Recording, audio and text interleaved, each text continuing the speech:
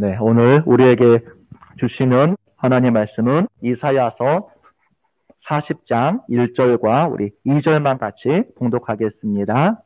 구약성경 1014쪽에 있습니다.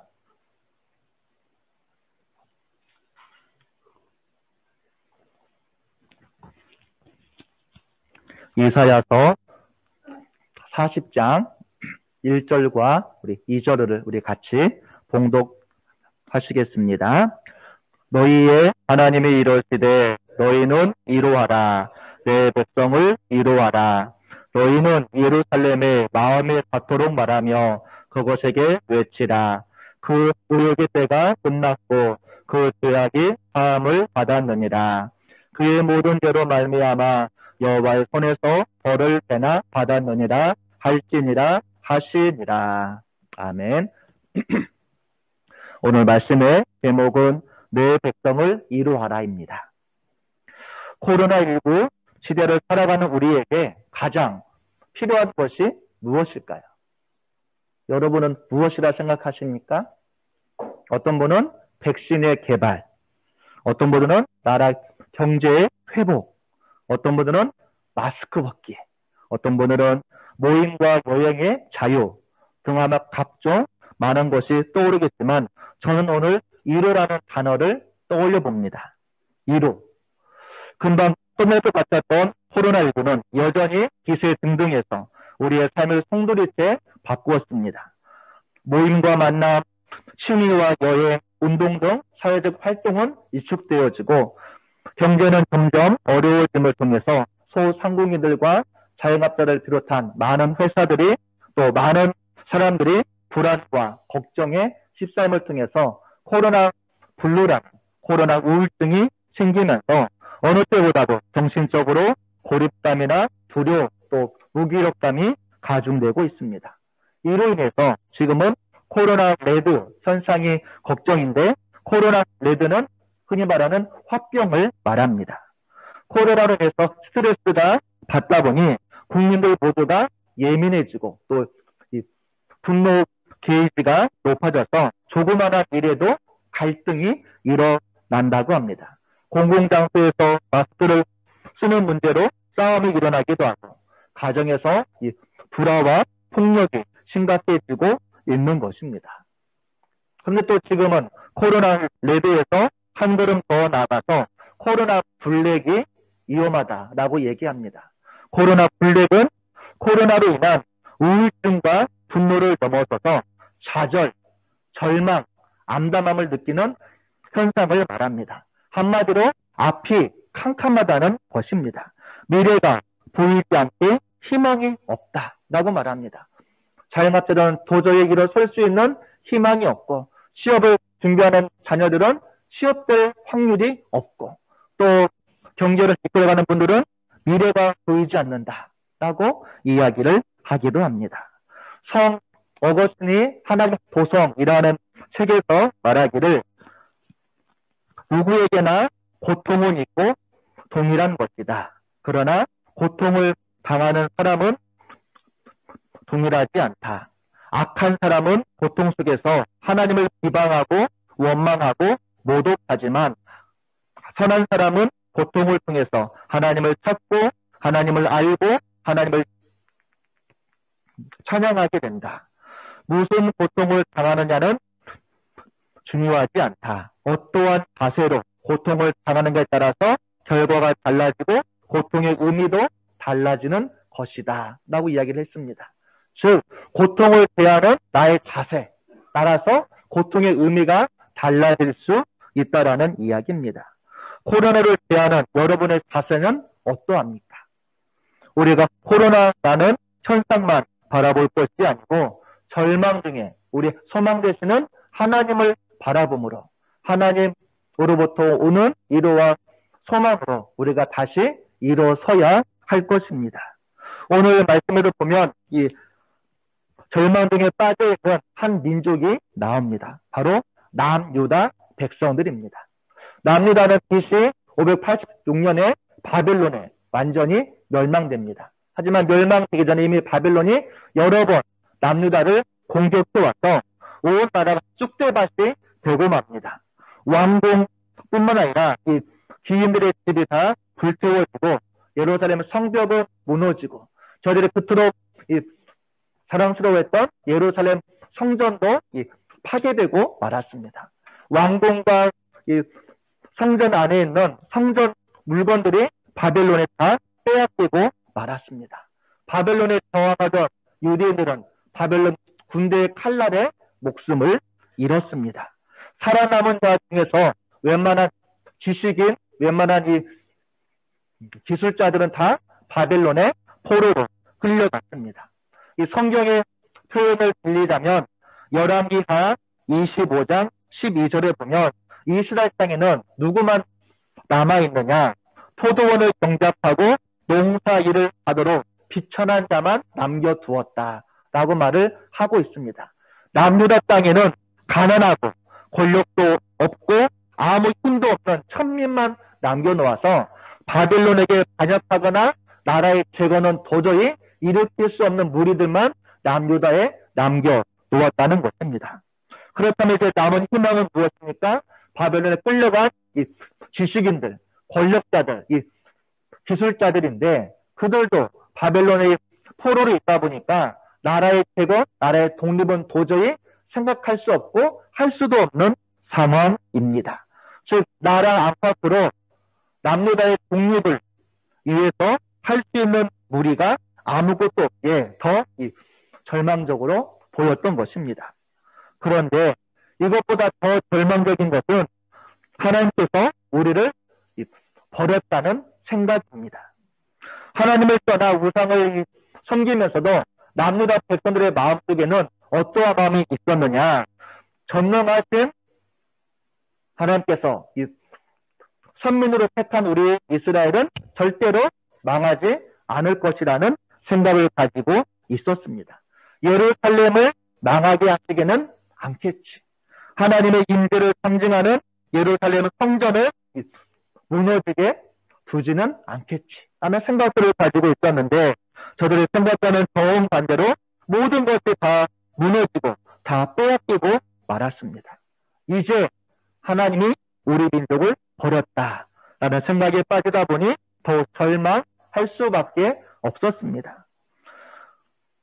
하나님께서 조금이라도 우리를 생각했다면 어떻게 이렇게 비참하게 우리를 내버려 두실 수 있느냐. 수많은 사람이 죽고 포로로 잡혀가고 아브라함과 이스라엘 백성들에게 약속의 땅이라 여겼던 가나안 땅이 무참히 짓밟히고 황폐해야 되는데 이 현실은 도저히 다른 것으로는 이해가 할 수 없다. 오직 하나님 우리를 포기하고 버린 결과로밖에는 생각할 수밖에 없다. 이것이 바로 남유다 백성들의 가지고 있었던 생각이었습니다. 프랑스 화가 중에 마리 노랑생이라는 화가가 잊혀진 여인이라는 시에서 말하기를 권태로운 여인보다 더 불쌍한 여인은 슬픔에 젖은 여인이다. 슬픔에 젖은 여인보다 더 불쌍한 여인은 불행을 겪고 있는 여인이다. 불행을 겪고 있는 여인보다 더 불쌍한 여인은 병을 앓는 여인이다. 병을 앓는 여인보다 더 불쌍한 여인은 버림받은 여인이다. 버림받은 여인보다 더 불쌍한 여인은 쫓겨난 여인이다. 쫓겨난 여인보다 더 불쌍한 여인은 죽은 여인이다. 죽은 여인보다 더 불쌍한 여인은 무엇이죠? 잊혀진 여인이다. 라는 시가 있습니다. 우리가 사람들의 기억 속에서 잊혀진다는 것이 얼마나 마음이 아픈지 모릅니다. 하지만 이스라엘 백성들은 하나님의 택함을 받은 우리가 하나님에게 잊혀진다? 이것은 도저히 생각해 보지도 않았고 일어날 수 없는 일이라 생각했는데 우리가 지금 이 현실을 보니까 우리가 하나님께 잊혀진 백성이 되었구나 하면서 더 절망에 빠져 있는 것입니다.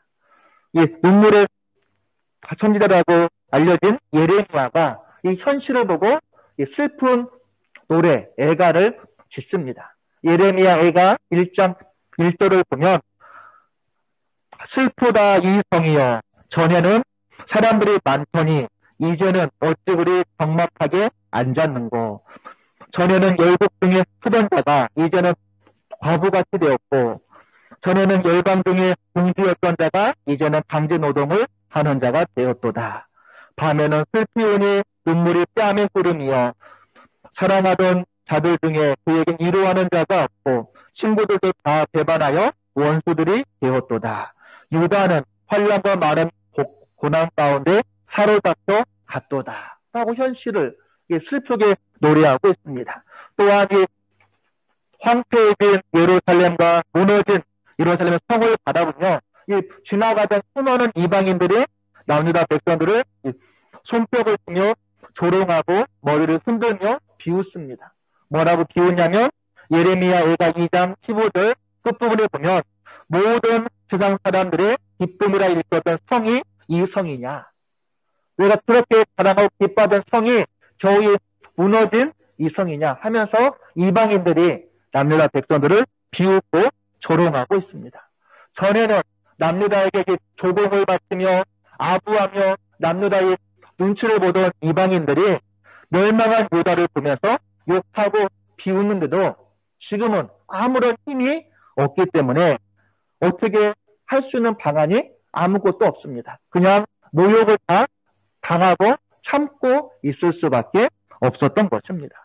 그들의 애절함이 시편 137편 1절에 보니까 우리가 바벨론의 여러 강변에 앉아서 시온을 기억하며 울었도다. 포로로 끌려간 이스라엘 백성들이 바벨론 강에서 처음 예루살렘 남유다를 바라보며 울고 있다라고 이야기를 하고 있는 것입니다. 이런 절망에 빠져있는 남유다 백성들에게 오늘 하나님이 주신 말씀이 이사야 20장 1절과 1절 이후로 이루어지고 있습니다. 한마디로 하나님의 첫 말씀이 무엇입니까? 너희는 이루하라. 내 백성을 이루하라. 이루하라는 말이 두 번 반복된 것은 강조를 의미하고 확실성을 의미하고 있는 것입니다. 지금은 어디를 둘러보아도 희망이 보이지 않는 캄캄한 어둠의 때이지만 너희에게 광명이 비칠 때가 반드시 올 거라는 의미입니다. 지금은 너희가 이 포로 생활을 해야만 하는 고달픈 삶이 있지만 언젠가는 포로에서 해방되어 자유와 기쁨을 누릴 때가 올 것이라는 의미입니다. 어떻게 그 일이 가능하느냐? 너희가 사람과 환경을 보면 희망이 없지만 하나님을 바라보라는 이야기입니다. 하나님은 늘 우리를 위해서 준비하고 계시는 하나님이십니다. 우리가 하나님 바라보며 도움만 요청하면 언제든지 우리를 위해서 일하실 준비가 되어져 있는 분이 바로 하나님, 힘을 말씀해 주고 있는 것입니다. 그 위로의 하나님께서 누구를 이루하라고 말씀하십니까? 내 백성을 이루하라 라고 말씀하고 있습니다. 여기서 백성이라는 말은 히브리어로 암이라는 단어입니다. 이 암은 그냥 일반적인 백성이 아니고 언약 백성, 약속을 맺은 백성들을 가리킵니다. 지금 하나님은 하나님을 섬기지 않고 하나님을 떠나서 우상 숭배한 이스라엘 백성들에게 이 벌의 대가로 바벨론의 포로로 잡혀가 있지만 너희는 여전히 나의 백성이라는 의미인 것입니다. 그런데 바벨론의 포로로 끌려간 남유다 백성들은 어떻게 생각했을까요? 우리가 하나님의 택한 백성이 아니고 하나님이 이제 우리를 잊어버렸구나, 우리를 포기했구나 라고 생각하고 있는 것입니다. 그래서 이제 하나님으로부터 버림받은 그들은 이제는 더 이상 하나님의 긍휼, 하나님의 도우심을 생각할 수 없다라고 여기고 있는 것입니다. 그러나 하나님은 뭐라고 말씀하고 있느냐? 너희가 비록 지금은 이 벌을 받아서 포로로 잡혀가 절망적인 상황이 있지만 여전히 너희는 나의 백성이고 나의 택한 백성이기에 내가 너희를 회복시키기를 원하고 너희를 이루하기를 원한다는 것입니다. 바로 이게 하나님의 사랑이고 하나님의 마음인 것입니다. 그런데 하나님이 누구에게 당신의 백성을 이루하라고 말씀하고 있습니까? 오늘 말씀 1절에 보니까 너희는 이루하라. 여기서 말하는 너희는 누구일까요? 어떤 학자들은 이사야가 그 6장에서 보았던 이 천상회의에 있는 천군 천사들이라고 말하는 학자들도 있고, 또는 이사야와 같은 이 선지자들이라고 말하기도 합니다. 아무튼 하나님의 위로를 전할 누군가가 있어야 한다는 것입니다. 그렇다면 오늘 이 시대 하나님은 누구에게 하나님의 위로를 맡기고 있을까요? 우리에게 위로가 필요할 때 하나님은 누군가를 통해서 우리를 위로하셨습니다. 그리고 지금도 누군가를 통해서 우리를 위로하고 계십니다. 우리는 그 하나님의 위로를 받은 하나님의 백성들인 것입니다. 그렇다면 하나님의 위로를 받은 우리는 누군가에게 그 위로를 전달해야 될 책임이 나에게 있다는 것입니다.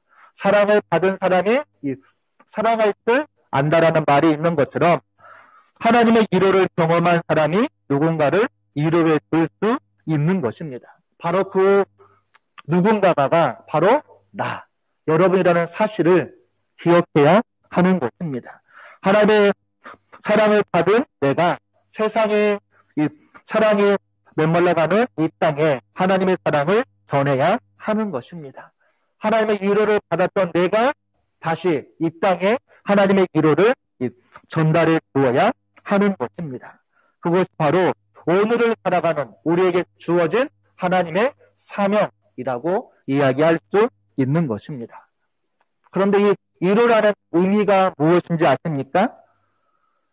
위로라는 단어, 히브리어는 나함이라는 단어입니다. 이 나함이라는 단어가 어떤 의미냐면 이 히브리어보다 더 먼저 있었던 아카드어에서는 남이란 뜻을 해석하기를 살아있는 동물이 하고 숨을 크게 내쉬는 것, 이게 바로 나함입니다.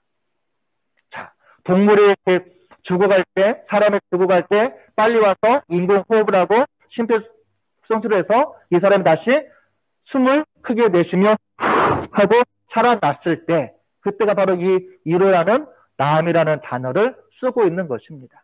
근데 이 나함이라는 히브리어가 70인역에서는 헬라어로는 파라칼레오라는 단어로 쓰입니다. 파라는 뭐뭐 곁에서, 옆에서, 그 다음에 칼레오는 이 부르짖다라는 뜻입니다. 그래서 파라칼레오는 옆에서 부르짖다, 옆에서 기도하다라는 의미가 있습니다. 근데 파라칼레오가 신약에서는 어떻게 쓰였냐면 요한복음 14장 16절에서 보면 예수께서 내가 가면 다른 보혜사를 너희에게 보내리니, 여기서 이 보혜사가 파라크레토스입니다. 파라칼레오, 파라크레토스는 어근이 같은 단어입니다. 파라크레토스가 보혜사라는 단어로 해석하고 있습니다. 보혜사는 뭐죠? 쉽게 말하면 내 형편을 잘 알고 나를 가장 좋은 길로 인도하는 사람이 바로 보혜사입니다. 그래서 이 신약에서는 보혜사와 이 성령을 같은 의미로, 같은 표현으로 쓰고 있습니다. 즉, 위로는 무엇이냐? 단순히 우울한 마음을 위로해주고 잘 될 거라고 얘기하는 것이 아니라 다시 숨쉬게 하는 것.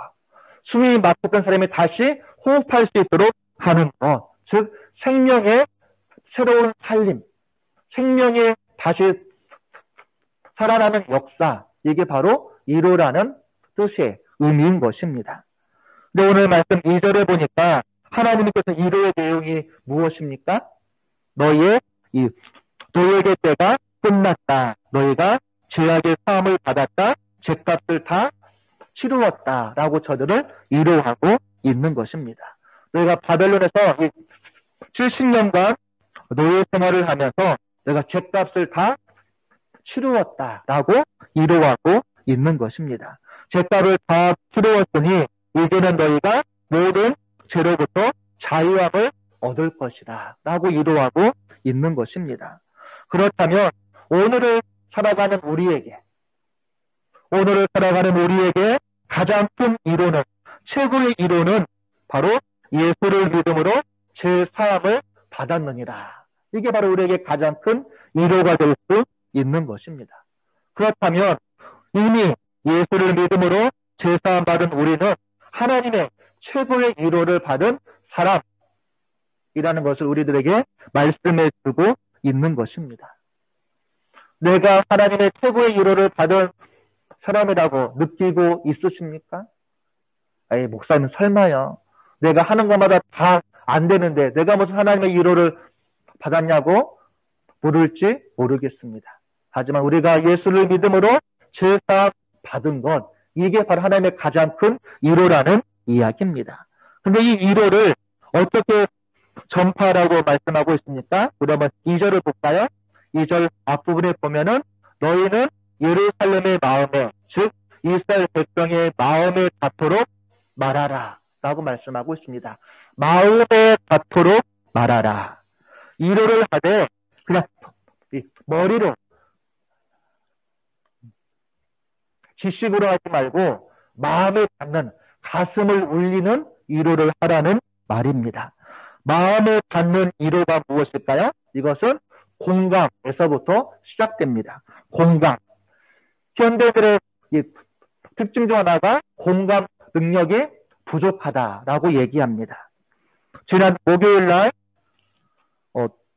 도쿄 포럼 2020에서 개막 연설에서 한국 예수회 최태원 회장이 개막 연설을 했습니다. 그 중에 두 가지를 강조했습니다. 하나는 기업들이 친환경 사업, 사회적인 가치 창출, 투명한 지배 구조 등을 통해 추구하고 있는 ESG 경영을 가속하는 것이 환경위기나 코로나19 팬데믹을 극복하는 해법이 될 것이요. 두 번째는 무엇보다 코로나19와 환경 제약, 무관심, 증오 등으로 상처를 받은 사람들을 이해하고 감정을 공유하는 공감 능력이 지금 우리에게 가장 필요한 것이다 라고 강조했습니다. 공감 능력이 우리에게 필요하다는 것입니다. 자, 욥이 고난을 당하자 누가 왔죠? 욥의 세 친구들이 찾아왔습니다. 그런데 세 친구가 하는 말이 욥에게 위로가 되었나요? 전혀 되지도 않았습니다. 왜 그랬을까요? 저들의 하는 말들이 다 욥에게 공감이 되지 않기 때문이에요. 심지어 빌닷 와서 말하기를 욥아, 너희 아들이 죽은 것은, 너희 자녀들이 죽은 것은 너희 자녀들이 하나님께 잘못한 것이 있기 때문에 하나님께 벌받은 것이야 라고 말합니다. 지금 내 자녀가 죽어서 슬픔에 빠져있는 욥에게 너의 자녀가 죽은 것은 다 뭐 때문이라고요? 너의 자녀들의 죄 때문이라고 얘기합니다. 이 말이 욥에게 공감이 될까요? 위로가 될까요? 전혀 위로가 되지 않고 오히려 더 큰 고통만 안겨주고 있는 것입니다. 흔히 도로에서 이 교통사고가 발생하면 이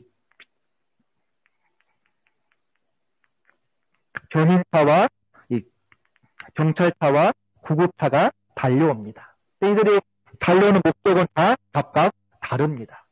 욥에게 정말 필요한 것은 생명을 살리고 치료할 수 있는 마음을 위로해 주는 목적으로 달려오는 구급차와 같은 존재가 필요했던 것입니다. 아픔을 당한 이들과 함께 있어주고 공감하는 것이 진정한 위로가 될 수 있는 것입니다.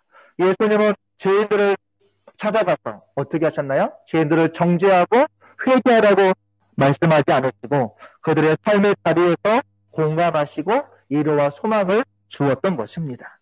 우리가 공감하지 못하고 자주 하는 말들이 뭐가 있을까요? 내가 너 그럴 줄 알았어. 그러니까 평소에 술 좀 그만 먹으라고 그랬지. 내가 평소에 너 운동 좀 하라고 그랬지. 평소에 음식 좀 가려 먹으라고 그랬지. 나는 너보다 더한 일도 겪었어. 너무 억울해하지 마. 이런 말들은 전혀 위로가 될까요? 위로가 되지 않습니다. 왜 그럴까요? 이 상대방의 고통에 공감하는 마음이 없기 때문인 것입니다. 미국의 존스 호킨스 대학의 채플린 박사가 우울증 환자에게 해서는 안 될 6가지 말을 얘기했습니다. 첫째는 힘내. 두 번째로는 너의 감정을 스스로 잘 컨트롤해야지. 세 번째로는 가족을 생각해. 네 번째로는 내가 생각하기에 달렸어. 다섯 번째는 너의 마음을 내가 잘 알고 있어. 여섯 번째는 너보다 더 안 좋은 상황에 있는 사람도 있어. 이 6가지는 전혀 도움이 안 되는 말이라고 얘기하고 있습니다. 이유가 다 뭘까요? 상대방에게 전혀 공감하지 않는 말이기 때문인 것입니다. 코로나로 인해 모두가 힘들어하는 이 시대에 진정한 위로자는 하나님밖에는 없습니다. 그리고 이제 그 하나님의 위로를 우리 교회를 통해서, 우리 기독교를 통해서, 또 나를 통해서 이 사회에 전파하기를 하나님은 원하시고 있는 것입니다. 세상은 점점 힘들어지고 불안해지고 절망적이라고 말할 때 우리의 작은 위로가 누군가의 생명을 살릴 수 있고 누군가의 인생을 새롭게 시작할 수 있는 전환점을 만들어 나아갈 수 있다라는 것입니다. 지금 나의 위로가 필요한 사람이 누구일까요? 이 땅에 있는 모든 사람은 다 위로가 필요하다라고 얘기합니다. 한 나라의 대통령도 심지어 국민들의 위로가 필요하다라고 말합니다. 하나님이 우리를 위로하셨듯이 이제 우리의 위로가 필요한 사람을 우리가 찾아가서 참된 위로자가 되어야 하는 것입니다. 예수님의 탄생이 누가복음 2장 10절에 보면 온 백성에게 미칠 큰 기쁨의 좋은 소식이 되었듯이 오늘날 힘들어하고 있는 우리 모든 이웃들에게 예수님의 탄생의 기쁜 소식이 우리 이웃들에게 위로가 될 수 있도록 우리가 예수님의 사랑을 전파해야 할 책임이 우리에게 있는 것입니다. 우리 가정 안에 나의 위로가 필요한 사람이 누가 있을까? 우리 교회 안에 나의 위로가 필요한 사람이 누가 있을까? 내가 속한 공동체에서 나의 위로가 필요한 사람이 누가 있을까? 우리 민족 가운데 우리의 위로가 필요한 사람이 누가 있을까? 바로 여러분이 하나님의 진정한 위로자가 될 수 있기를 간절히 바라겠습니다. 나태주 시인의 풀꽃이라는 시를 보면 자세히 보아야 예쁘다. 오래 보아야 사랑스럽다. 너도 그렇다. 라고 말합니다. 자세히 보고 오랫동안 보면 그 사람이 다 사랑스럽다라고 이야기를 하고 있습니다. 때로는 내 주위에 나를 힘들게 하는 사람, 저 사람은 꼭 망하고 힘들어야 돼. 라는 마음 혹시 갖고 있으십니까? 그러나 우리가 하나님의 위로를 먼저 받은 자로서 우리 이웃들에게 하나님의 위로를 나누어 줄 수 있는, 또 우리 한국교회가 다시 이 사회에 위로를 줌을 통해서 다시 사회부터 신뢰를 회복할 수 있는 우리 교회와 우리 기독교인이 될 수 있도록 우리가 예수님의 탄생의 시기를 맞이해서 하나님의 위로를 이웃들에게 증거하는 교회와 여러분들이 다 될 수 있기를 간절히 바라겠습니다. 우리가